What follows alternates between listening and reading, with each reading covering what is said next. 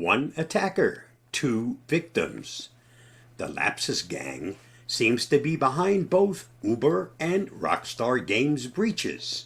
Both attacks show that social engineering works, and threat actors don't even go through too much trouble using automated attack tools.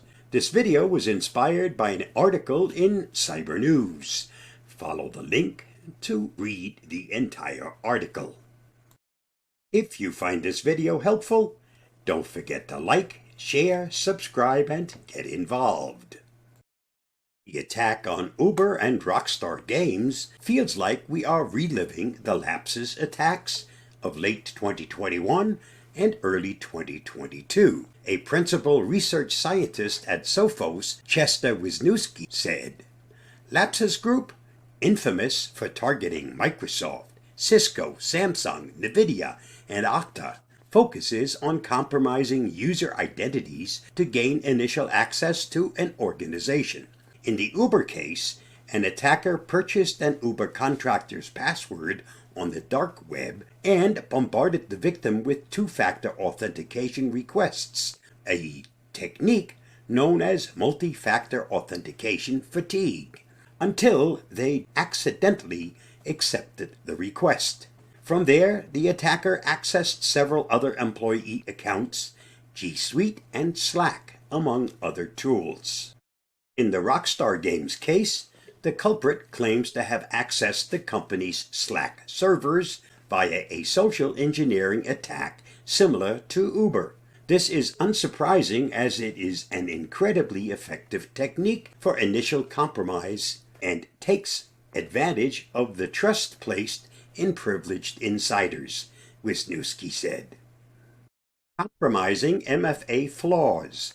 Weak multi-factor authentication deployments are leaving large organizations that are attractive targets vulnerable to major attacks, Tessian CISO Josh Javor said. Attackers enjoy the increasing availability of free and accessible tools, helping to automate phishing and bypass weak MFA factors. This is not to say that MFA doesn't work, Javor added. However, some MFA factors are safer than others. For example, factors such as push, one-time passcodes, and voice calls are more vulnerable and are easier to bypass via social engineering.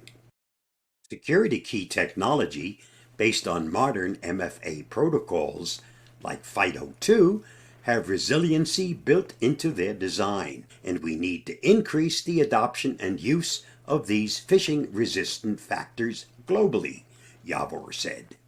He added that strategies to guard against MFA bypass are necessary even with the best technology deployed.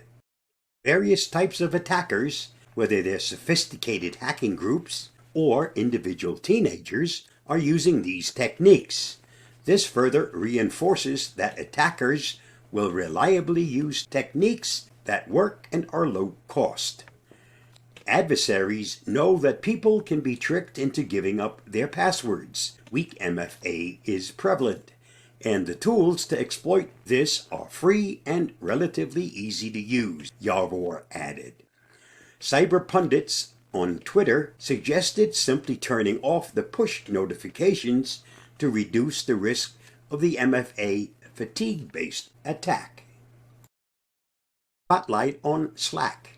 Office messaging platform Slack's name pops up in the analysis of both breaches. Tools like Okta and Slack expose enterprise organizations, large and small, to social engineering attacks that are entirely undetectable by traditional network and device-based security solutions. Matt Caulfield, founder and CEO of cybersecurity company Ort, said, "Most likely whoever has access to your Slack account pretty much knows whatever happens in the company you're working at," Bitdefender said in 2015 after an unauthorized party accessed Slack infrastructure, including a database that stored user profile information, including usernames and hashed passwords.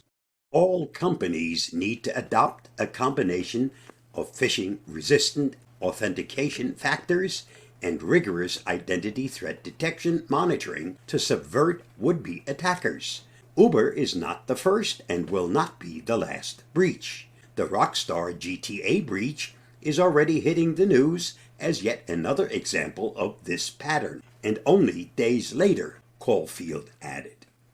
Stay safe, stay secure, and I'll see you again soon. Bye-bye.